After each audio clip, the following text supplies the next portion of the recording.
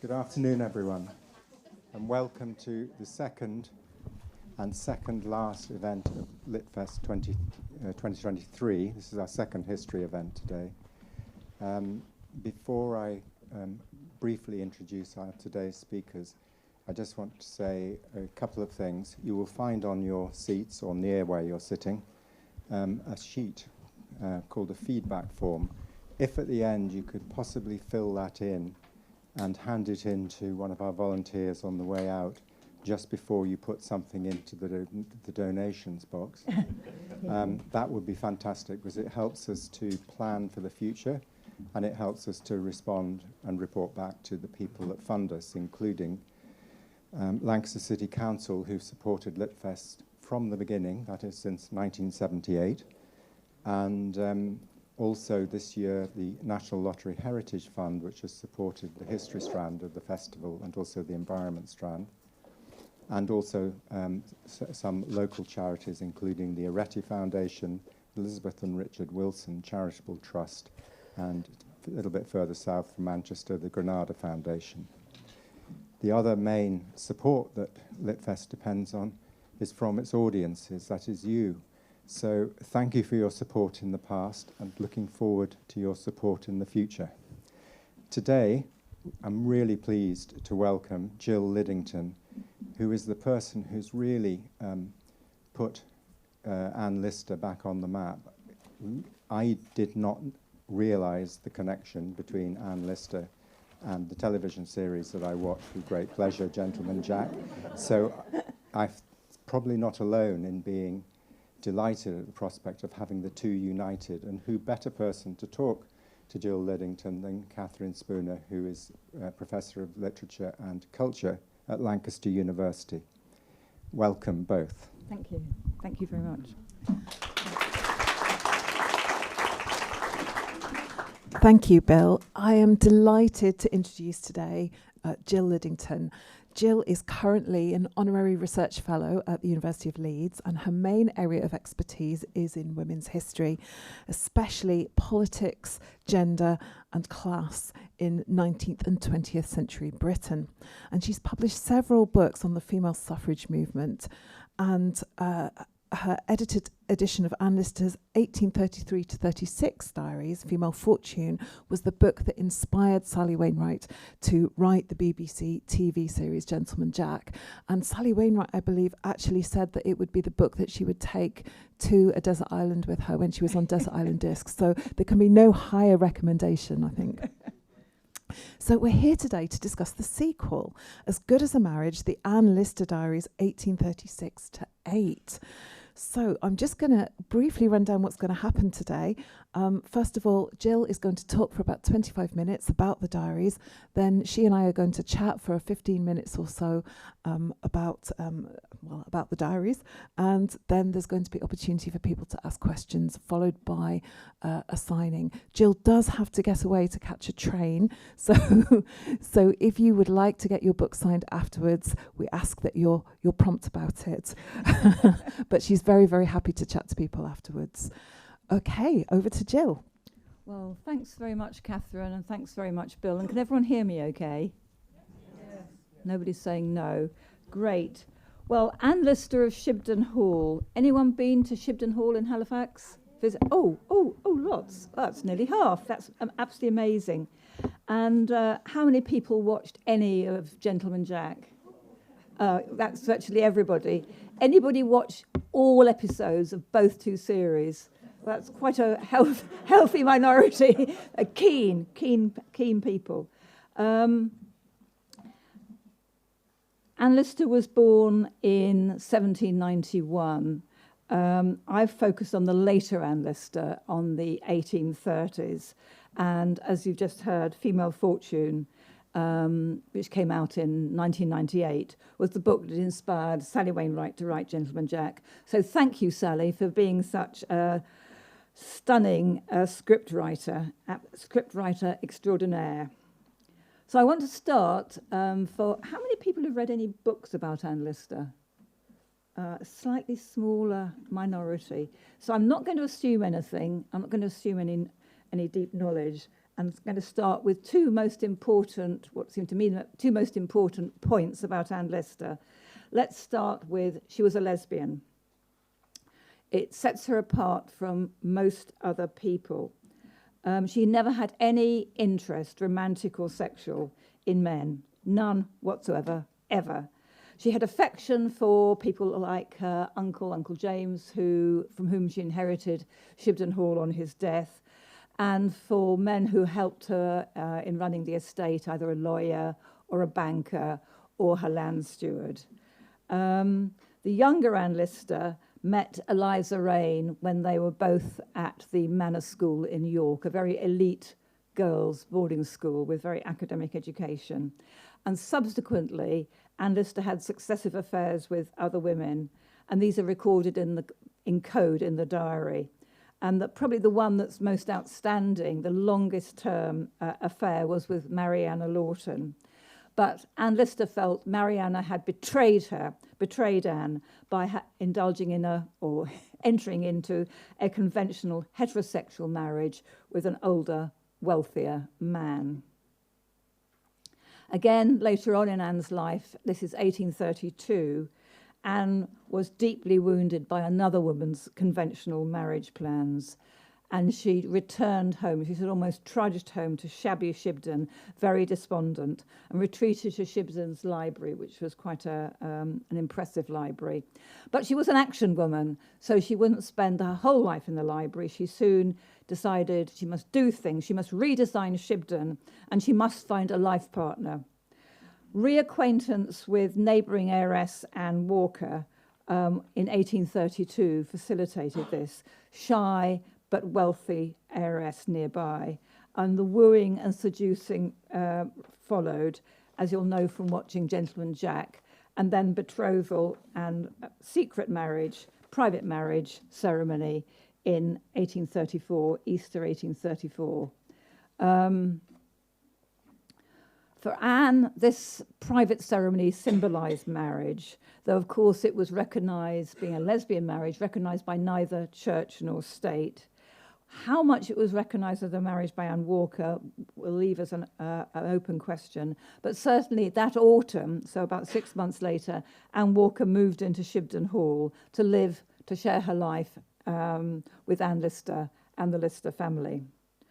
So the point I'm trying to make is that Anne would never deploy the fig leaf of a heterosexual marriage at all.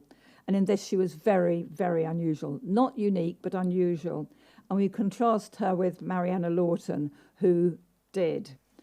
And of this lesbian marriage to Anne Walker, more shortly in the sequel, As Good as a Marriage. The second most important point about Anne Lister is, I think, and this again sets her apart from almost everybody else, she was a world-beating diarist. She wrote a diary of approximately 5 million words. I'd originally thought it was 4 million, but people are now saying it's digitalised, it's 5 million, which about a sixth is in code. It started as a schoolgirl diary in 1806 when she was aged 15 with the words, "Eliza left us." And this established her as a lesbian. And by 1808, she'd evolved her own fairly impenetrable secret code in which she could write about her affairs, sexual romantic, with other women. And this diary now runs for another 32 years. She scarcely misses a day. She had to be seriously ill to miss a day.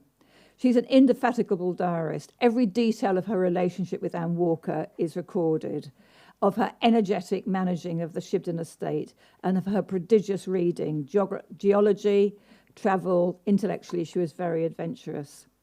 And so she continued her daily diary with scarcely a gap till her death in Russia in 1840.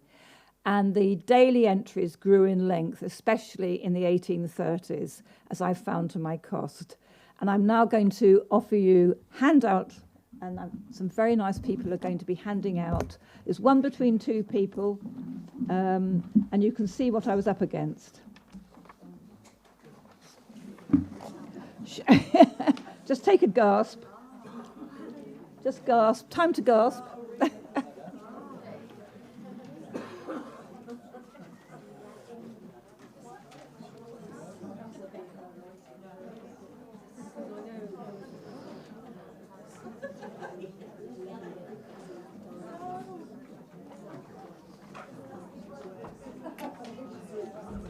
One for Bill. Do you want to give one to Bill?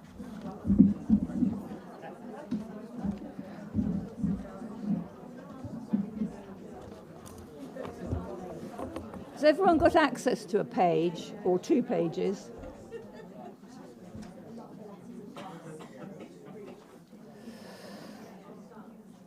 Because we haven't got a couple of days, I'm not going to go through these pages and decipher them.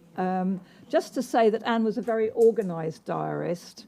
You can see the page numbers at the very top, followed by the year, followed by the month. Here it is, August 1837. Down the left-hand margin, the day of the week and the day of the month.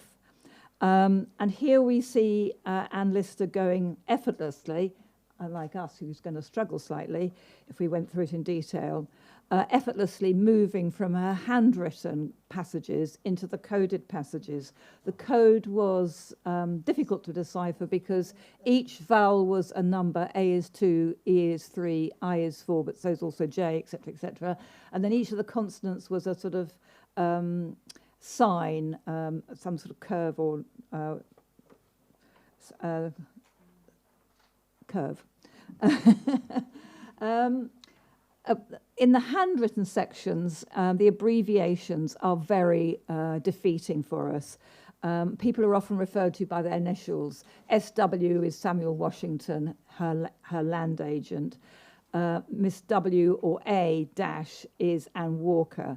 And there's a plethora of local names. So even the most determined of the transcribers feels defeated, especially if they don't live in West Yorkshire or Halifax. Yet her diaries are magnificent. Do come and find a seat, if there's some more seats down here.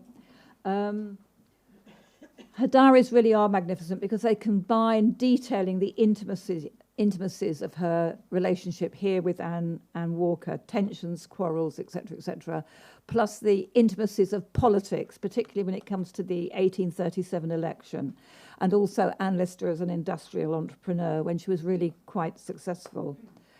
And also here we see in code the intensity and volatility of their marriage, and Anne Lister confides in her diary in code her disillusionment with Anne Walker.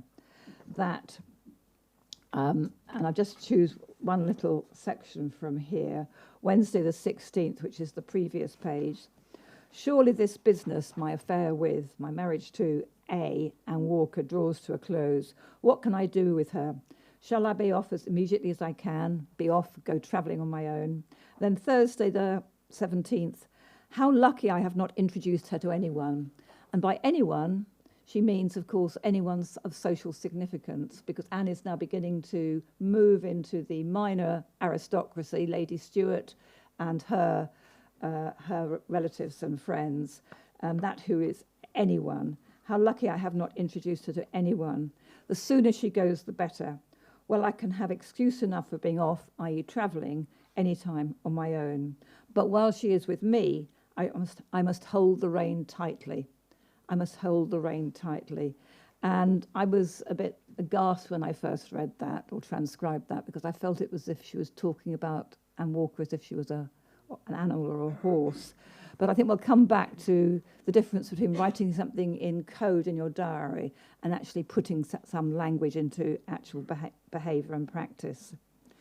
And what happens after this rather chilly tension and quarrel in code is they then make it up quite quickly. And that afternoon, they saunter up to Coley. And I don't think anybody here will have been to Coley. It's a tiny little minuscule rural hamlet just north-east of Halifax.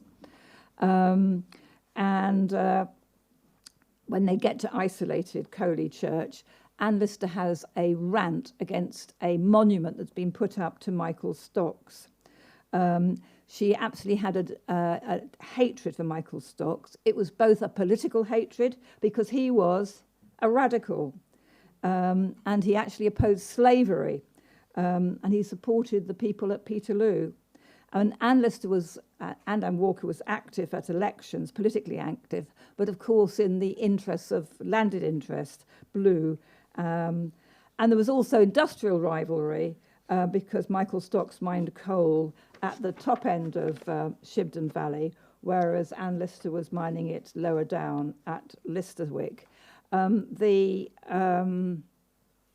coal seams around Halifax are very narrow. This is not Barnsley, this is not Durham, this is Halifax. And so it was mainly young boys, harriers they were called, and there's an illustration in As Good as a Marriage from the 1842 report, where you can see the sort of conditions that these boys worked in underground. But you could, if you were a coal owner, landowner, make small profits, and every penny counted, which was why she was have fierce coal rivalry with people like Michael Stocks, the radical, and Christopher Rawson, the blue banker, who you'll remember from, yes, people are nodding, from Gentleman Jack. So As Good as a Marriage is a sequel, just come out earlier this month, and it takes the story from May 1836, with the death of Anne's elderly father, to 1838, when Anne Lister and Anne Walker journey to France, heading south towards the Pyrenees. And the final general point is that Anne Lister was intellectually adventurous.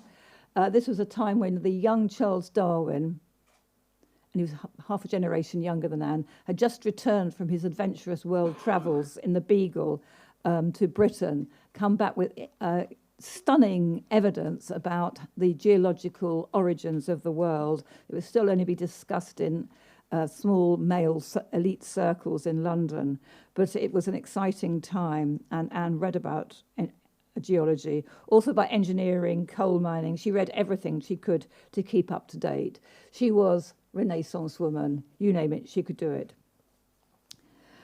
I'm going to pause here for a moment because Bill has suggested that I say something about how the diaries were discovered and decoded and what was involved in editing them. And I will, if you will indulge me, going to introduce this melodramatic transmission story autobiographically. I moved to Halifax in 1980. I found it a very traditional, conservative, small C town. Industrialisation, textiles had gone, engineering was going. And unlike, say, big cities like Manchester, feminism hadn't arrived. So it was definitely not a good place to be gay in. I knew little about Anne Lister until 1984, when The Guardian ran a big feature called The 2 Million Word Enigma, adding at the end, and she may well have been a lesbian. Cautious. Then 4 years later, Helena Whitbread's book came out on the early Anne Lister diaries. And then the following year, there was a Halifax Antiquarians Day School on Anne Lister. Very angry. I made a little note, blood on the library floor, Halifax library floor, row about the diaries, how they were edited, what was included, what had been left out. And I'm a feminist historian, and I lived just a mile from Shibden, so I couldn't miss this opportunity. Anne Lister was sitting on my very doorstep, and surely she was asking me practically to become involved. Helena Whitbread's book, 1988, focused on the early Anne Lister diaries. And I go into the archives to check, the archives in Halifax, to check whether The Guardian had got it right. Was it really 2 million words? Because we used to joke that they even misprinted their own name as the Growniad. Was it really 2 million words? Anyone mature enough to remember microfilm? Yes. Forwards and backwards and forwards and backwards. And then printing it out. And I got out my little pocket calculator. And whatever I did with the sums, they came out as 4 million words, twice what The Guardian had suggested. And I retreated from the archives, ashen-faced. I took a day or two to recover and realised I needed a research strategy, but what should it be? And I decided to tell the amazing transmission story of the Anne Lister diaries after Anne Lister's death in 1840. And in presenting the past, which a few of you may have seen, which was the first thing I had published, came out in 1994, and I'm going to quote the most often quoted passage I've ever written, so often quoted that I have to put paper clips in the book to sort of hold it together again. I'm taking you to John Lister, her indirect descendant, who was inherited Shibden and were now in the 1880s. and he was publishing transcriptions of the handwritten sections of the diary in the weekly Halifax paper. But he couldn't crack the code because it was so difficult. It was almost impossible. And he enlisted the help of Arthur Burrell, who was likewise scholarly and who was a schoolmaster at Bradford Boys Grammar School. And this is around 1892, and Burrell had borrowed a volume of the diaries from Shibden, and years later, decades later, he wrote that he recalled how, and I quote, "Up to that time, we knew nothing of the coded alphabet. I distinctly remember taking a volume back to Shibden and telling Mr. Lister that I was certain of two letters, H and E. We then examined one of the boxes behind the panels, and halfway down the collection of deeds, we found on a scrap of paper, these words, 'In God is my,' and we saw at once that the word must be hope, and the H and E corresponded with my guess. The word hope was in cipher, in code. With these four letters almost certain, we began very late at night to find the remaining clues. We were finished at 2 a.m. in the morning. The part written in code turned out after examination to be entirely unpublishable. Well, wait. Mr. Lister was distressed, but he refused to take my advice, which was that he should burn all 26 volumes.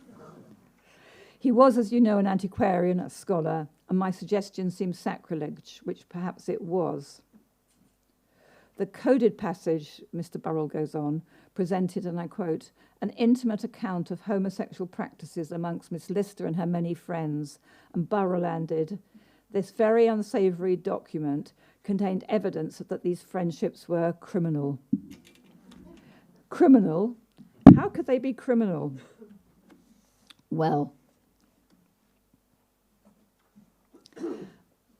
those of you who studied 19th century history will know that the 1890s was not a good time to write about lesbian sexuality. The 1885 Act had made male homosexual activity, it was already criminalised, but made it more harshly criminalised. You know of the Oscar Wilde trial, for example.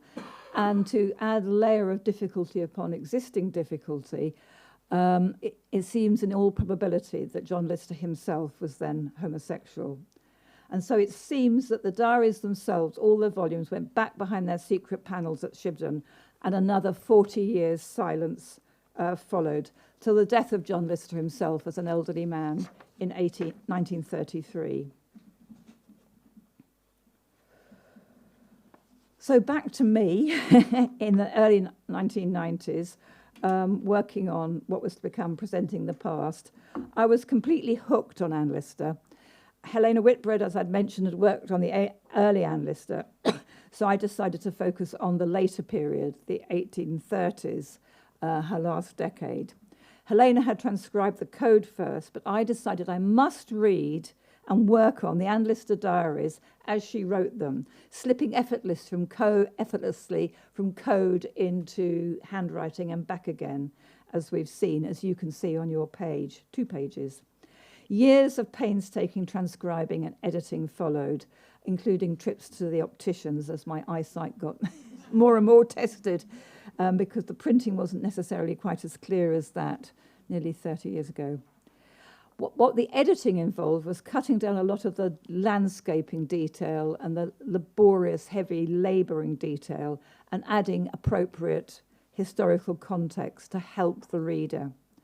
And I was indebted, as anybody working on the Anne Lister diaries is, to John Lister for cracking the code, and after him, Phyllis Ramsden and other early editors for leaving me signposts to what was helpful and important in these years.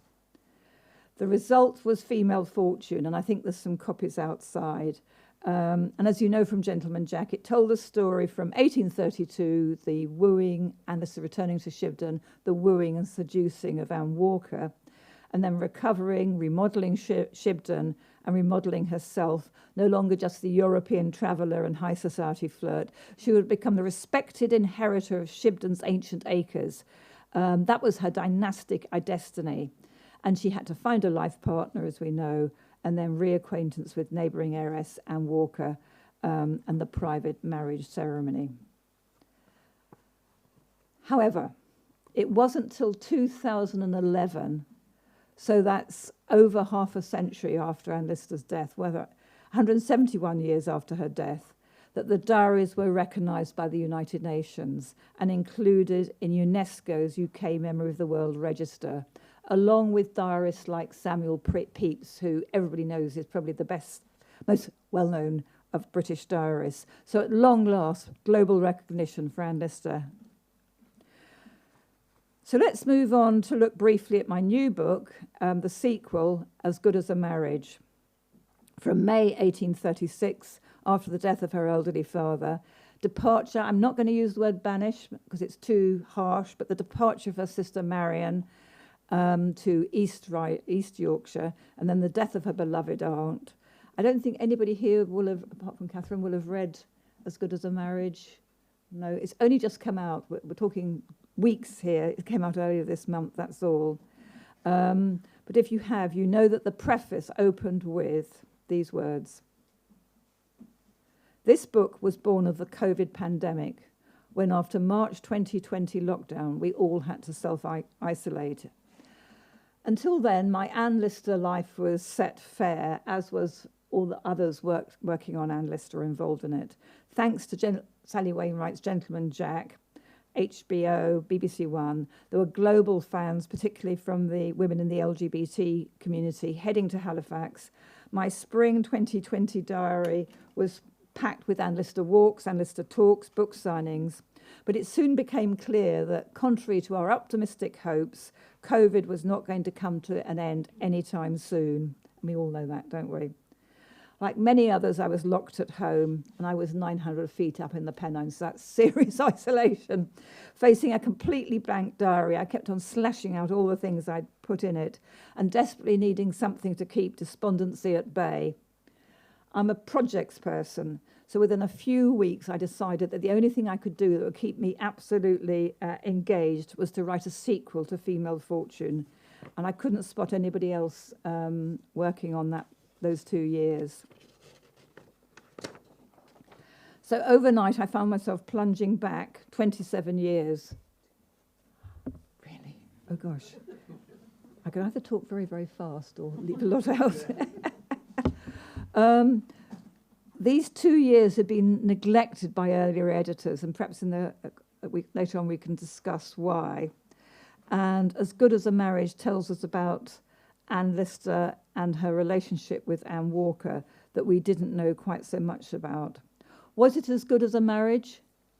Well, one of the things I do in the new book is to compare Anne Walker's feelings with that of Helen Huntingdon in Bronte's Tenant of Wildfell Hall, written just after Anne Lister's death, and not in Haworth, of course, not far from Halifax, which reveals to us or confirms to us what limited rights and freedoms conventionally married women did have.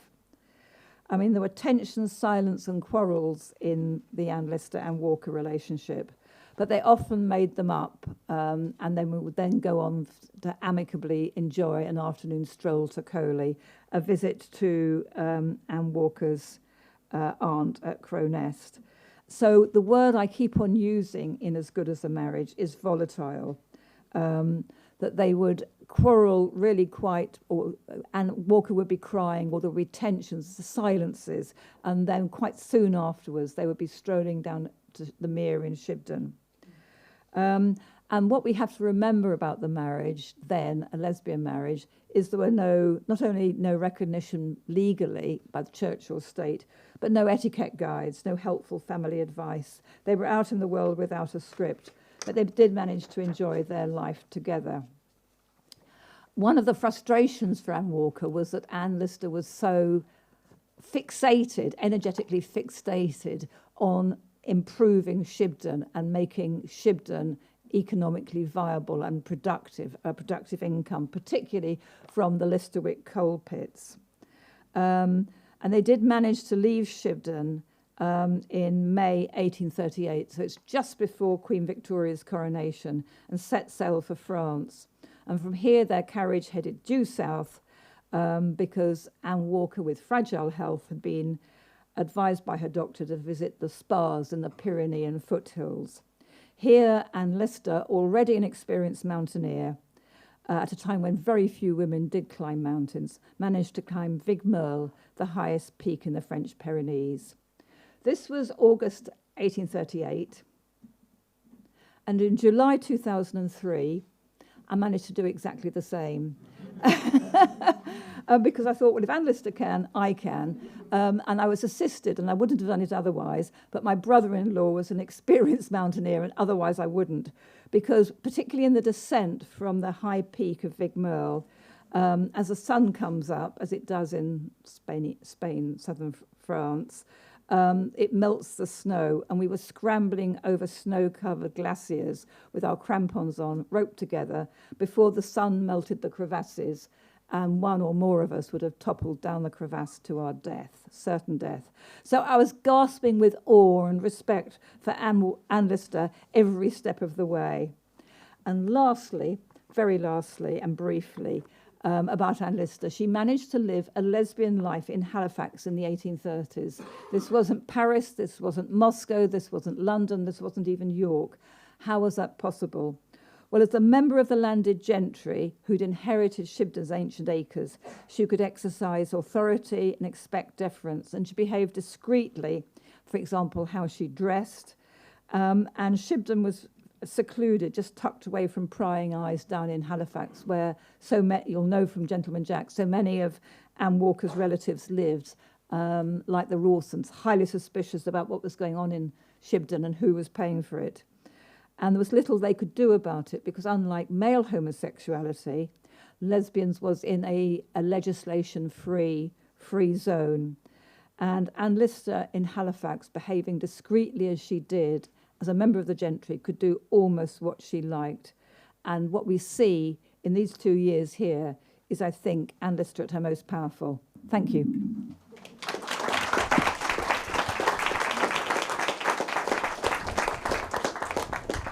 Thank you so much, Jill. I can't believe that you climbed that mountain. That's incredible. Shall we talk a bit more about Anne Lister and Anne Walker's marriage? Because I think that's probably what people here are particularly interested in. It really struck me reading the diaries that many of the novels that we have from that period of time end, as Jane Eyre does, for example, read it, I married him. And we don't find out about, what Jane and Rochester's marriage is actually like. You talk about the tenant of Wildfell Hall, we do in that novel, but generally we get to the point of marriage and that's the end, it's the happy ending. So what we're seeing in this volume of the diaries is a representation of married life. And I really wondered if you could perhaps tell us a bit more about how that is for Anne and Anne. How are they as a married couple? What do the diaries reveal about what it was like to be married as a lesbian couple at that time? Well, it is a unique document and documentary evidence of what a lesbian marriage was like in the early 19th century, that they could enjoy themselves. The women servants who living in servants at Shibden were, of course, completely deferential. They needed their jobs, and any gossiping outside would mean loss of employment and go. So they had a fair amount of freedom at Shibden, and as I say, it's hidden away from the suspicious eyes of Anne Walker's relatives down below in Halifax.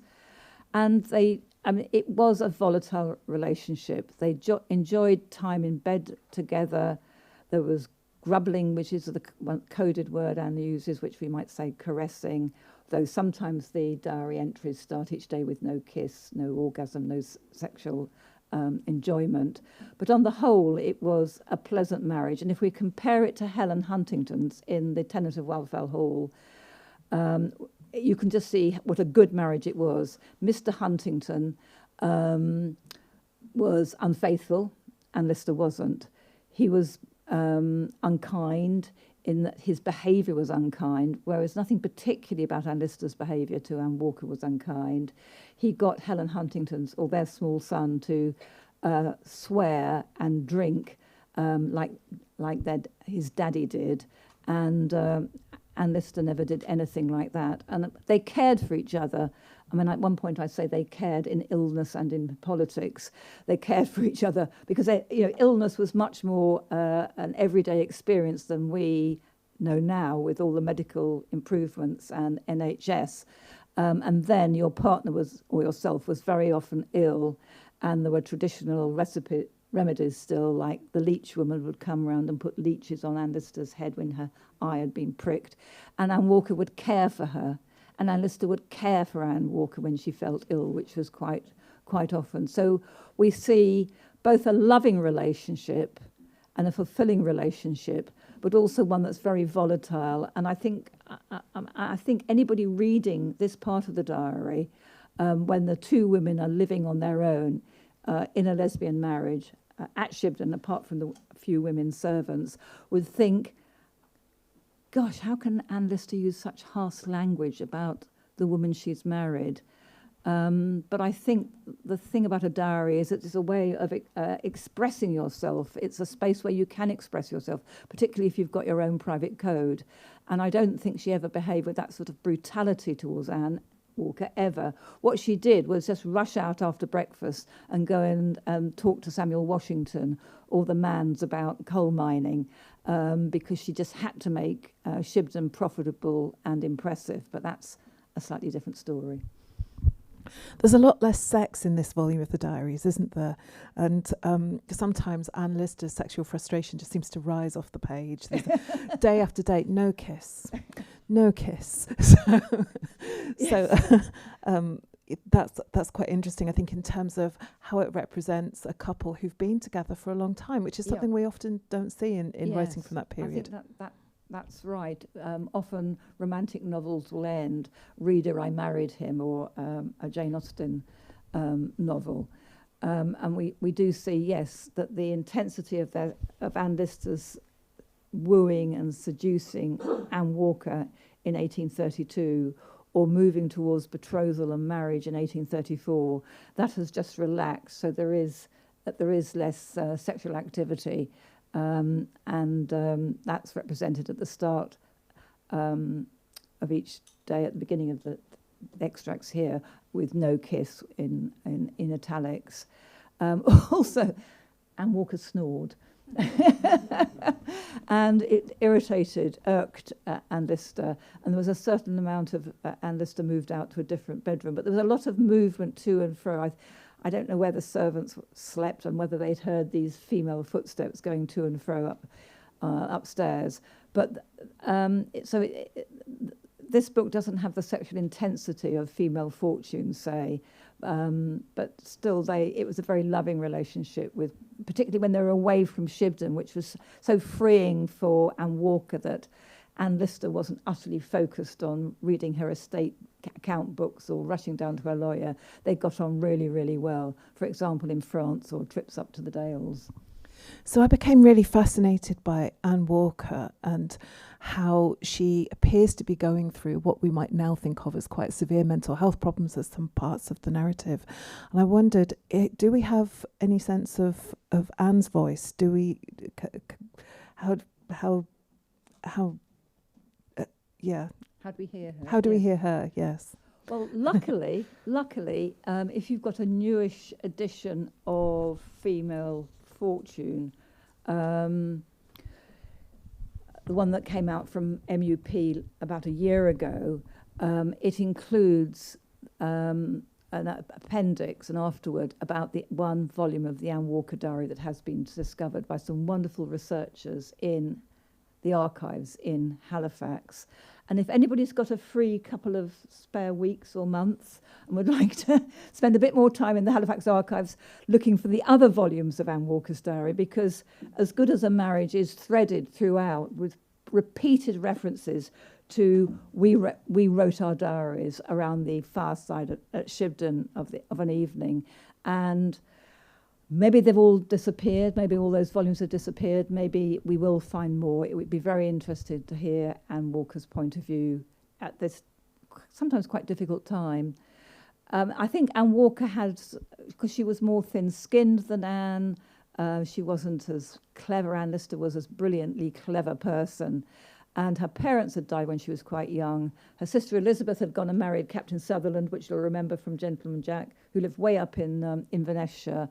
And then 2 years later, in 1830, her brother John had died. So she was on her own, and she had none of the chutzpah or elite education or extreme confidence of Anne Lister. So I think it was a sort of unequal marriage in that respect. And I've got some sympathy for her crying.